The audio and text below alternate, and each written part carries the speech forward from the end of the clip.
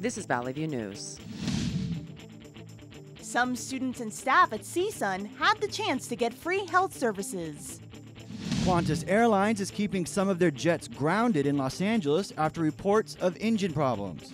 And AIDS Project Los Angeles held a walk and provides medical help for people living with AIDS.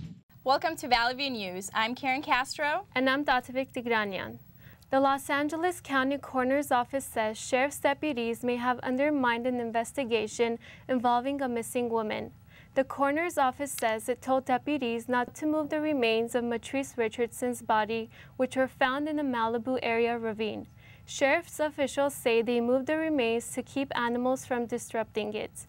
Coroner officials say they cannot think of another case where all skeletal remains were moved without approval. The sheriff's station in Malibu had released Richardson at midnight without her car, cell phone, or purse. Richardson was missing for nearly a year before her remains were found. Many Americans are still out of work, but the job outlook may be getting better. In October, more than 150,000 jobs were added across the U.S. There's one profession that's consistently been hiring, and it's in the medical field. Registered nurses have one of the most sought-after jobs, making an average of $66,000 a year. With the healthcare reform bill going into effect soon, industry experts are expecting a hiring boost. The increase in demand comes with aging baby boomers. The annual AIDS Walk took place last month, but one organization in Los Angeles works every day to help those with the disease. Valley View's Greg Donnell has the story. In Southern California, the AIDS Project Los Angeles is dedicated to eliminating myths about the virus. The AIDS Walk, which was spearheaded by the APLA, raised more than $2.8 million. The funds go to support many of the project's programs. In Los Angeles, programs like the APLA provide food, housing, and medical services to the more than 60,000 people suffering from the disease. One of the major goals of the program is to bring HIV/AIDS awareness to Angelenos. While walks and marches bring national attention to the issue, treatment worker Anthony Contreras tells the story of a client infected with HIV. And with that one sexual encounter, he contracted HIV. The chances of him infecting his fiancée are great. And now that she's breastfeeding her child, the fact that he could infect his 9-month-old daughter is pretty likely. Along with medical and counseling services, the APLA provides meals to those in need. Leo McEverly Jr., an HIV-positive patient, has been on several treatment regimens and explains his concern. I don't know what the long-term effects are of these strong medications that they were killing people off with, and now people are living with it, but yet they're coming, complications with heart or kidney or liver or pancreas. Since 2009, the APLA has had more than 9,000 people take advantage of their services. In Los Angeles, this is Greg Donnell for Valley View News. Valley View's Emma Almendarez was at a health event at CSUN's Oviatt Library.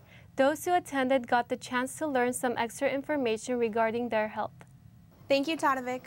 Most everyone has a goal to be healthier, to be more fit or aware of what they can eat. Here at CSUN, a wellness event helped people do just that. Cal State Northridge and Kaiser Permanente created a wellness program event for faculty and staff on campus. The event offered attendees the chance to gain information about the different campus-based wellness partners. Others filled out paperwork to get a blood pressure and body mass index reading for free.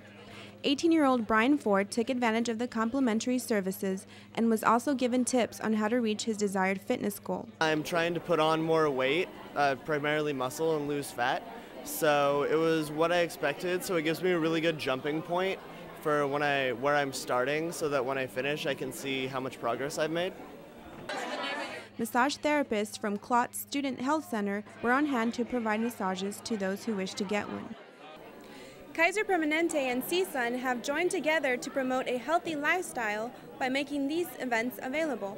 CSUN President Jolene Kester attended the event. President Kester got her BMI reading and blood pressure taken as well. I decided to come to show support for the overall initiative, but as well to show support for all of the staff who've worked hard to make this happen, as well as our community partners, Kaiser Permanente. The event had a great turnout, and there are hopes for similar health events in the future. The Food and Drug Administration is looking into the safety of caffeinated alcohol drinks. Critics say they're unsafe because people who consume them think they're sober, and they continue drinking. Four Loko is one of the beverages under fire. It typically has 12% alcohol and the equivalent of 2 cups of coffee in its nearly 24-ounce can. Fusion Products is the maker of the drink. Its representatives say the drink is safe if consumed responsibly by adults. Some popular items sold by Trader Joe's are among those being recalled over fears of contamination. The products were made by Oral Kent Foods of Illinois.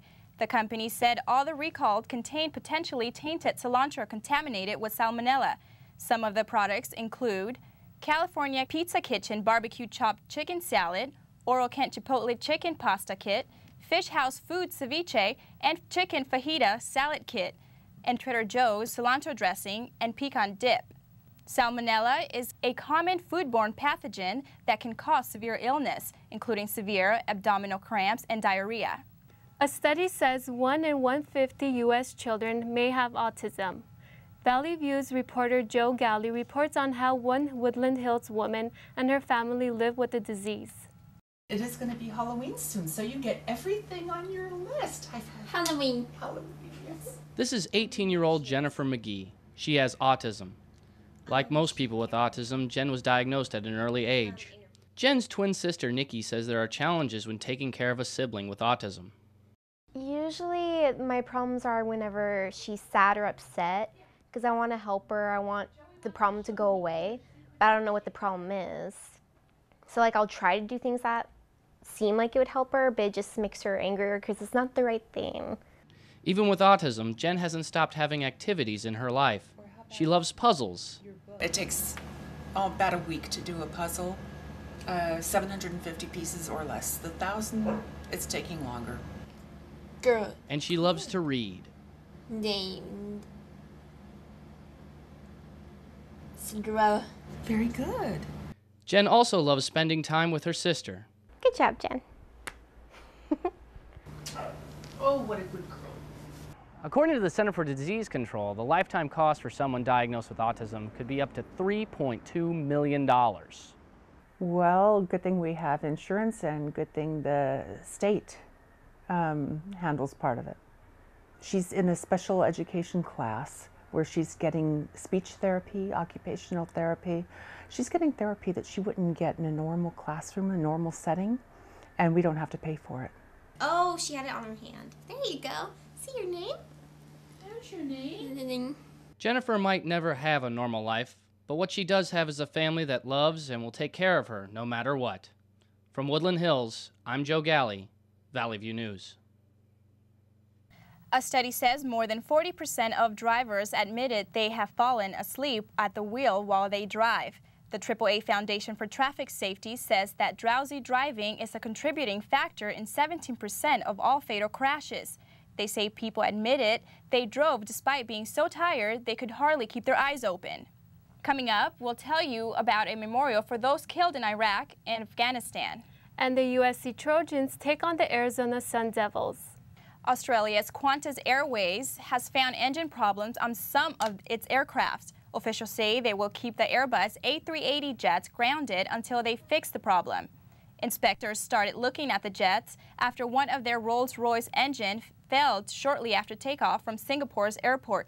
There were no injuries reported, but they have discovered oil leaks in the turbine area of 3 engines. CEO Alan Joyce says the A380's fleet will remain out of service temporarily. The reason why we've grounded the fleet for an additional 72 hours, and we will not be operating the fleet until we're 100% sure that we can ensure the safety of our operations going forward, is to work with Rolls-Royce and Airbus into determining if this is the potential cause of the problem. Meanwhile, 3 of Qantas Airlines jets are grounded at LAX.